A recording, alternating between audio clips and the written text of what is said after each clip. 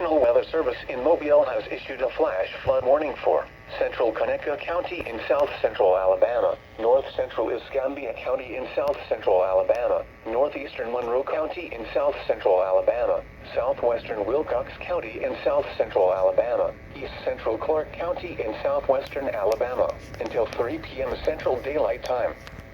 At 9 a.m. Central Daylight Time, Doppler radar indicated thunderstorms producing heavy rain across the warned area. Flash flooding is ongoing or expected to begin shortly. Hazard: flash flooding caused by thunderstorms. Source: radar.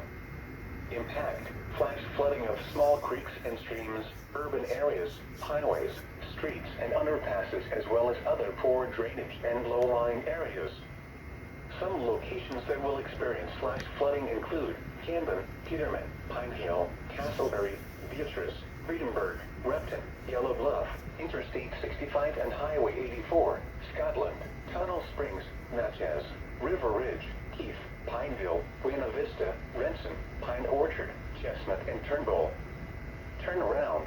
Don't drown when encountering flooded roads. Most flood deaths occur in vehicles. Repeating, a flash flood warning has been issued until 3 p.m. Central Daylight Time for the following counties in Alabama: Clark, Conecuh, Escambia, Monroe, and Wilcox.